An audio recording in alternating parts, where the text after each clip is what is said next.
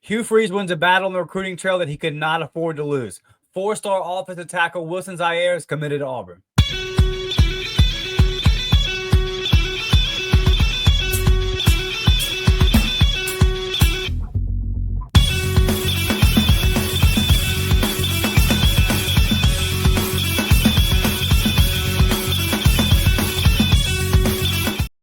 Let's go. What's up, everybody? Welcome back to the Uptempo Podcast. As always, I'm your host, Dustin Smith. Got good news to talk about today. A four-star offensive tackle commits to Auburn. It's happened more under Hugh Freeze than it happened in the past. But damn it still feels good, guys. This is one that Auburn had to have. Wilson Zierer, little brother of former Auburn Tiger Killian Zierer. Auburn was Wilson's first SEC offer. Obviously knew the family well with everything that goes into that. And then Bama got in there, and then FSU got in there, and Wilson started looking around and saying, hey, these other programs got a lot to offer in the same way that Auburn does. He kind of only knew Auburn because of his older brother. You know, if you guys remember, the family is originally from Germany. But as the tape got out, you know, Wilson's currently playing football in Georgia at a high classification at a big time school. So he's playing against good competition.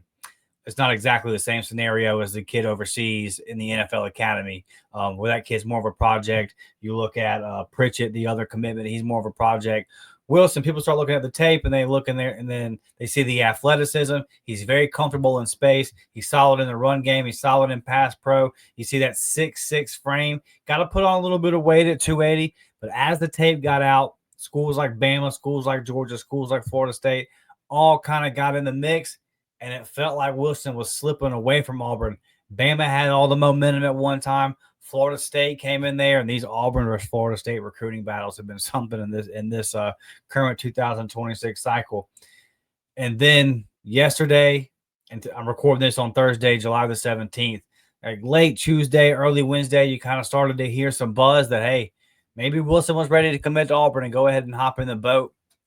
Jake Thornton was the first SEC offer for Wilson. They've been a priority for a long time, and I think Auburn did a good job of kind of getting back in this recruitment and letting Wilson know that you're our guy. Come home. This is not a battle that we can afford to lose. We got to have you. We got to have you in the class. So that makes 3 commitments on the offensive line for Auburn now, 10 commitments in the class total. Still not sitting where we want to be sitting in the overall rankings. But listen, you're never going to complain when you get a 4-star offensive tackle. And I think that when you look at the last couple of weeks, you know, you went and got a tight end that I'm very excited about. I think he's underrated. You went and got a big-time linebacker who I'm very excited about, is underrated. And I believe that Adam Ali is going to, they call him Goon. I think he is going to end up being a 4-star. So, and Wilson Zierer, 247 has him as a 3-star. And then everybody else has him as a 4-star. He's a composite 4-star. I think he will get that 4-star from 247. He'll be a consensus 4-star. Like I just said, I believe that for Goon. So I think your last 2 pickups are guys that when the dust settles are going to be solid in that 4-star ranking. So, hey, I think slowly you're kind of building some momentum. You're at double-digit commitments. There's a couple of guys that you're looking at on the board and thinking, okay, we feel like we're close with these guys. Maybe we can get them in the boat. You're trying to keep a couple of guys in the class. Maybe telling some of these guys that were close to flipping, you know, the Hazaki Harris noise to Tennessee was getting hot there at one point. Maybe Auburn's just able to hold off for a couple more weeks here and get to that August 1st date without getting any other guys flipping. I'm not making that prediction. Recruiting a lot could change from the 17th to the 1st, but I just think maybe, you know, Auburn's trying to just get to that point. We got that money there if we need to. We discussed that the other day, right, where Auburn is ready to pivot. So if Auburn can just hang on, we're looking at a kid like Wilkes, the edge rusher. He's been projected to commit to Auburn for some time now. He's been, you know, the crystal balls all are aligned with him going to Auburn. Can Auburn go ahead and finish that one off and get him in the boat? So there's a couple of guys left on the board that Auburn should feel confident about. They've won the last couple of battles that they wanted to win. And I got nervous when Florida State got into this one, because lately Florida State's just been a pain. You know, they've been a pain in our ass. So this was a good one, man. Just kind of look at the player profile. Like I said, very athletic. What stood out to me on the tape was he's very comfortable in space. Definitely going to be a tackle. I mean, if you project as an offensive tackle in the SEC, Obviously, he got a lot of athleticism, and he's my favorite commitment of the three right now on the offensive line. He's a guy that I think that he needs to put on some weight. Like I said, coming in there at 280, 285, somewhere in that range. So I'm looking at a red shirt, like we do with a lot of freshman offensive linemen, right? Looking at a red shirt, most likely that first year. Put on some weight, put on some muscle, I mean, he's a built kid, but still 280, 290 in the SEC at offensive tackle, not going to cut it. Get him in that weight room, get him bulked up a little bit, and a year of learning the offense, getting adjusted to playing against SEC defensive linemen. He's got some dogs down there. He's got some athletic kids that on that defensive line he'll be able to go up against every day in practice. And yeah, maybe it's like a redshirt freshman. You can kind of see him like a DeAndre Carter type projection where he's cracking the two deep and kind of getting in there and starting to make some noise. And then maybe a year after that, he's ready to step into the rotation and be a starter. You see how the roster plays out and all that. But I'm just saying his projection as far as when he might be ready to go on the field. I think he's a guy that after redshirt year can crack the two deep, even as a redshirt freshman. Kind of looking at, depends on how your depth plays out there, but I think he's that talented, man. I think he's that talented. I think the ceiling is very, very high.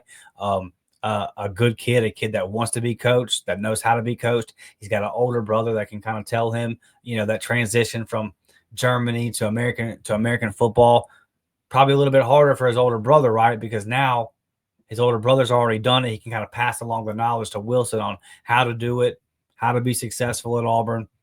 Love Auburn, love you back, everything that goes into that. So big time win for Auburn, man. And on the perception standpoint, you got to win the legacy ones, and you have to win a legacy one where you were leading, right? Like if this one would have got away from Auburn, it would have been a bad look because his older brother played at Auburn. And on top of that, at one point, you were the heavy favorite. And then big bad Bama, lately big bad Florida State. Like Auburn could not have afforded to have lost this recruitment and the perception that would have came along with this one. So I think a lot of people might look at this as a layup, but really right now, nothing in recruiting has been a layup for Auburn. And to beat out programs that have been on a heater this summer, like Alabama and Florida State, the staff can still recruit, man. Shout out to Jake Thornton for getting in there, staying in the trenches in this one, pun intended, and pulling out this commitment. Got to stay on him. Bama's not going to stop. Florida State's not going to stop. Let's keep this kid in the boat. It shouldn't be too hard.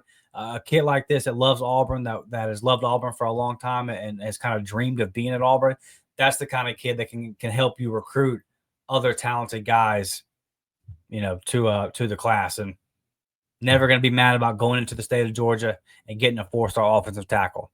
Auburn's got to do that if they want to be successful in the trenches. So big time win. Good job, Hugh Freeze. Good job, Jake Thornton. This was big. Auburn needed it. I love it. That's going to wrap it up for this episode, guys. Before we get out of here, check out the memberships. $3.99 a month for the JV squad, $5.99 a month for the varsity squad. JV squad gets you members only live chat, member shout outs, pro reply to comment, early access to videos, exclusive gifts. Varsity squad gives you access to everything the JV squad has, recruiting updates, game day group chat, gameplay with me on the Xbox.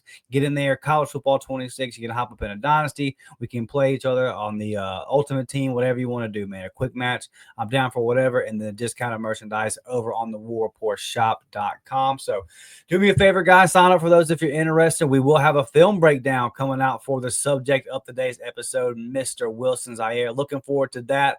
Like what I saw on the film, so excited to get that up for you guys in a couple of days. Gonna start doing some members only lives for you guys, and then in the next week or two, gonna crank back into the regular live shows for the public as well. So thank you guys for watching, man. Please smash that thumbs up button on the way out. Sub to the channel if you haven't done it already. Share it out on social media.